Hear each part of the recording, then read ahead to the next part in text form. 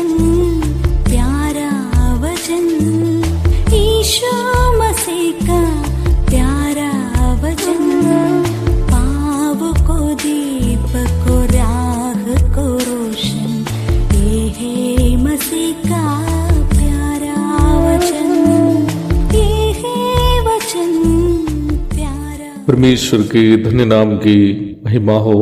प्रभात मनन के सत्र 1919 में आप सभी का बहुत ही विनम्रता के साथ स्वागत करता हूँ। आज के मनन के लिए हम पढ़ते हैं इब्रानी अध्याय 7 पद 27 और 28। उन महायाजकों के समान उसे आवश्यक नहीं कि प्रतिदिन पहले अपने पापों और फिर लोगों के पापों के लिए बलिदान चढ़ाए, क्योंकि उसने अपने आप को बलिदान चढ़ाकर उसे एक ही बार में पूरा कर दिया। क्योंकि व्यवस्था तो निर्बल मनुष्यों को महायाजक नियुक्त करती है, परंतु उस शपथ का वचन जो व्यवस्था के बाद खाई गई उस पुत्र को नियुक्त करता है, जो युगानुयुग के लिए सिद्ध किया गया है। उपलब्ध जानकारियों के अनुसार हारून से लेकर ईस्वी 70 में यरूशलेम मंदिर का नाश होने तक लगभग 84 महायाजक इसराइल में महायाजक की सेवा का निर्वाह किया। अन्य याजकों की संख्या उससे भी कई गुण अधिक है, अर्थात जो महायाजक नहीं थे परंतु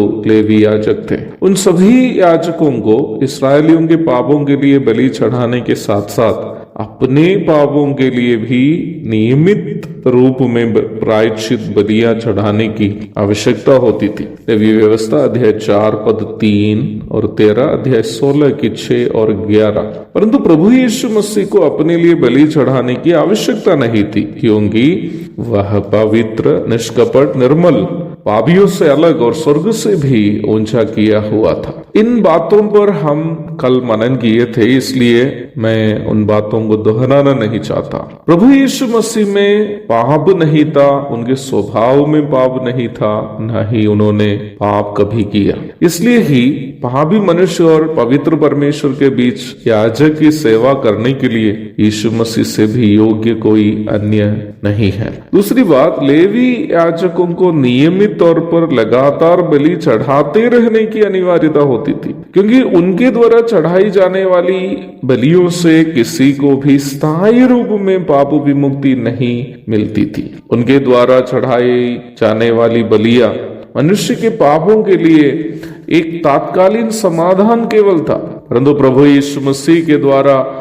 एक बार अपनी ही देह से चढ़ाई गई बलि हमेशा के लिए हमारे पाप विमुक्ति के लिए पर्याप्त बलि थी। Once for all. इब्रानियों की पत्री का मूल विषय भी प्रभु यीशु मसीह के द्वारा चढ़ाई गई इस सिद्ध पाप बलि ही है। इब्रानी अध्याय 9 पद 12, 26 और 28, अध्याय 10 पद 2 और 10। पहला पत्रस 3 की 18 में हम इस प्रकार पढ़ते हैं, इसलिए कि मसीह ने भी अर्थात अधर्मियों के लिए धर्मी ने पापों के कारण एक बार दुख उठाया ताकि हमें परमेश्वर के पास पहुंचाए। वह शरीर के भाव से तो घात किया गया, पर आत्मा के भाव से जिलाया गया। 28वीं आयत में लेखक इस बात का भी प्रमाण दे रहा है कि प्रभु यीशु मसीह का याजक पद सर्वसिद्ध होने का महत्वपूर्ण कारण यह है कि उनका याजक पद पर नियुक्ति परमेश्वर की ओर से सीधी है।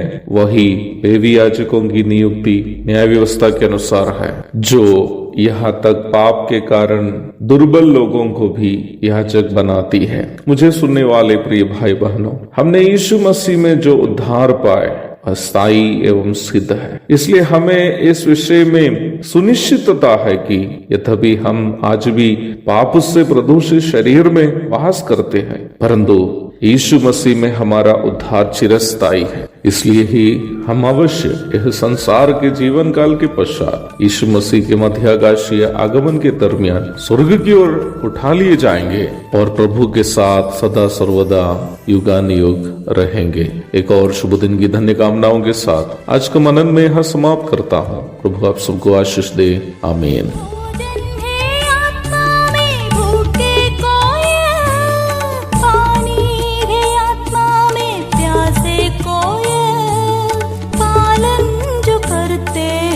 उसके लिए आशीष पाने